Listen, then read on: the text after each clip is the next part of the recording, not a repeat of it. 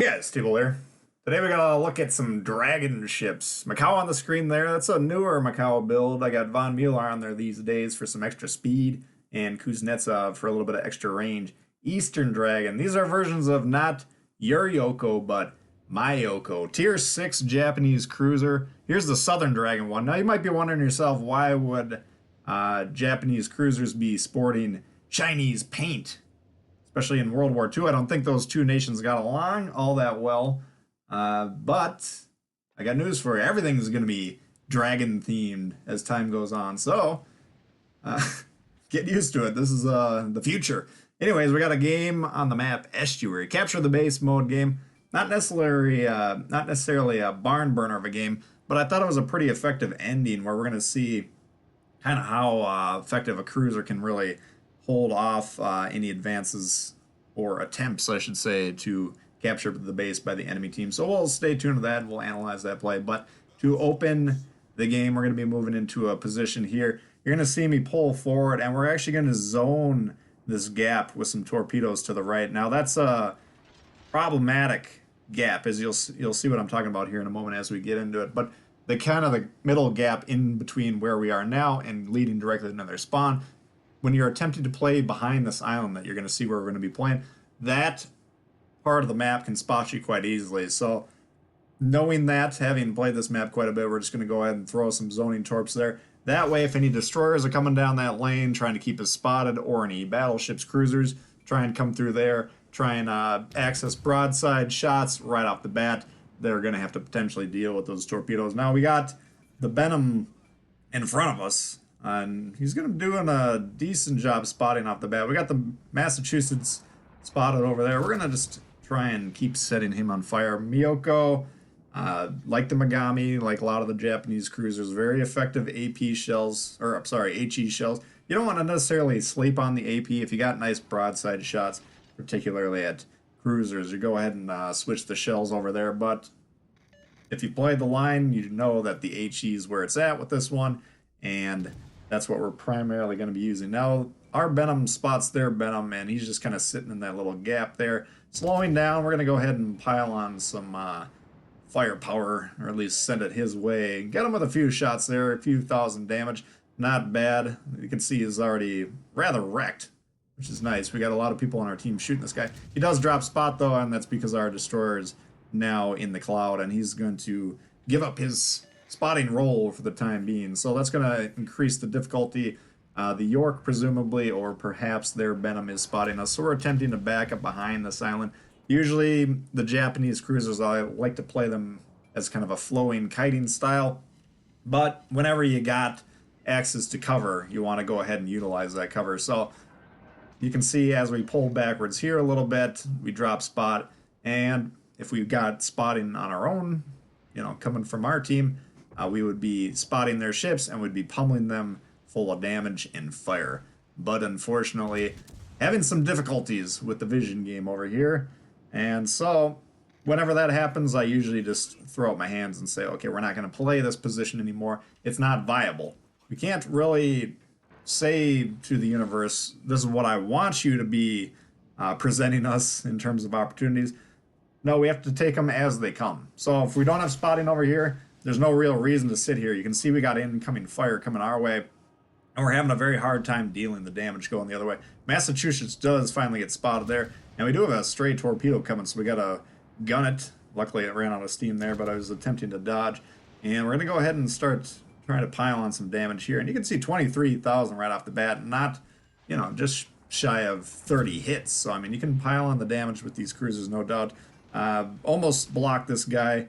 Luckily, I don't know if he was slowing down just for kicks or he didn't want to hit me, but he slows down, I speed up, get out of his way. Do want him in between me and the enemy. I'd rather they be shooting him than me. And there's an example of what we're talking about earlier, where, that gap, you got to be really careful when you're playing this position. I don't know if our battleship that's kind of broadside of that Massachusetts is aware of the danger he's in. I presume, since I think he just shot earlier, that he probably does know. But the Massachusetts fires at us. You can see we go ahead and dodge. And this is the advantage of the MIKAWA build over the Azure Lane, Atago, or if you don't have that one and you're thinking about using Yamamoto. I would not use Yamamoto. at all. These Japanese cruisers, you got to be able to dodge a little bit, you know, and the more dodgeable, the more maneuverable, the better the rudder shift, the better the speed that you can get these builds going, the better the advantage. Because these cruisers in general can usually angle pretty well. Once in a while, you'll take an odd citadel if you're nicely steeply angled at these ships, but you can dodge pretty well, assuming you set up your ships for them. And if you're angling, even if you take some shots, it should be incidental pen damage and hopefully not catastrophic citadel damage. So piling on there, we were shooting the Massachusetts coming through the center, but we noticed this guy was getting low, and we do want to pile on him. You always want to be looking around, and that's one of the advantages of using gun lock, is I could put my gun lock on here, keep him in position to keep firing, but I can scan around and check the enemy's health. And oftentimes when you're losing a flank or losing a game even, you can attribute it to everyone in your team's shooting their own individual ship. You want to be piling on that damage. So everyone that's over here should note, okay, this Massachusetts is low. All of us shoot him. Get him off there, because you see he just shot. Now, whether he did any damage there or not, looks like he's shooting at the Venom, which is even more of a problem. We want to keep that Venom alive, but you can see if we're all shooting this guy and our battleship seems to be letting this crew off on the dock over there. So there's some problems. I mean, this Massachusetts should be dead, but he got some shots off, got some secondary hits presumably, and killed our destroyer. So now we're actually destroyerless in estuary, which is never a good thing, especially when they have 3 destroyers of their own. But we do go ahead and take that mass off here. This York is low. Now he is shooting at the other guy, so I'm at a not a great angle, you know, or mostly broadside this guy, but his attention's divided. We got our shot off quick before he really sighted us, and he goes down.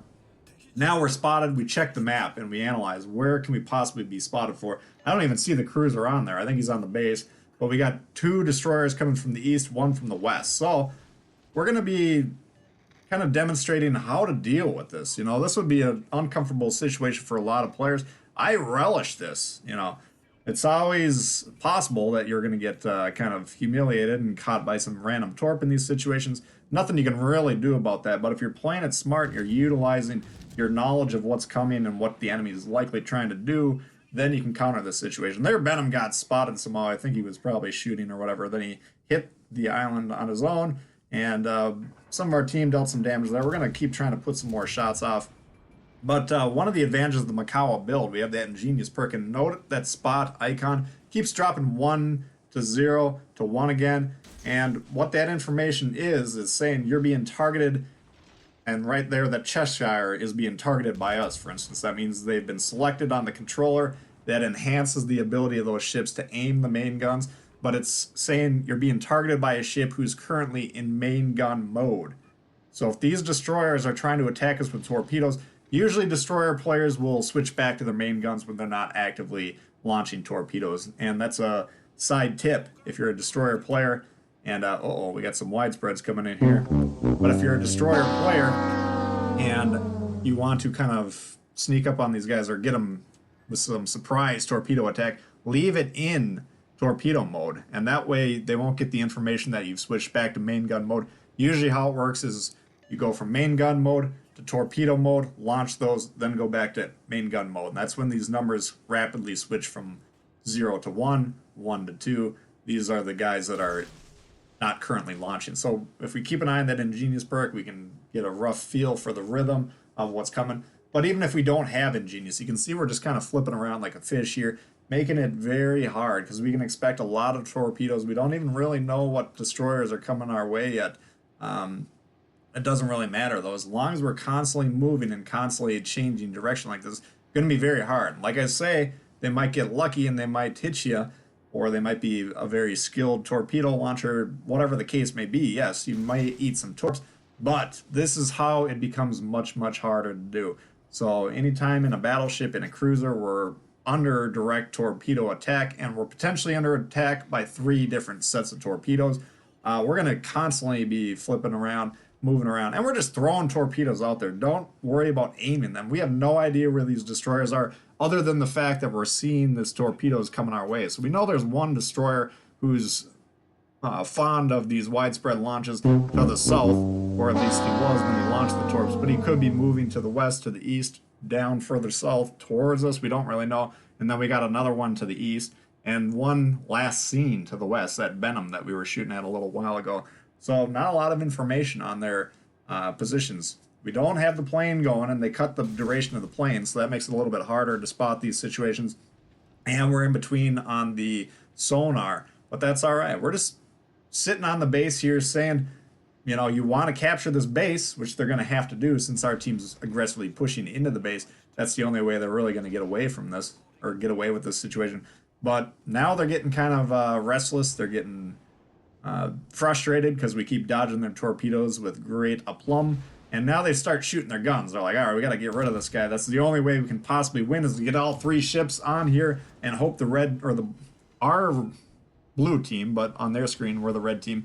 They're hoping we're dumb enough to get off the cap, even though we're in the process of capturing it. So they need to have at least one of these destroyers back on our base, or on their base, resetting our ships. They're not doing it though. They're putting all their ships in over here. And as long as we don't really screw up over here, we can just tie these guys up, buy time, allow our team to get the capture points, flip that cap, and go ahead and take it. So fantastic. He's trying to dodge, but you can see we busted his engine.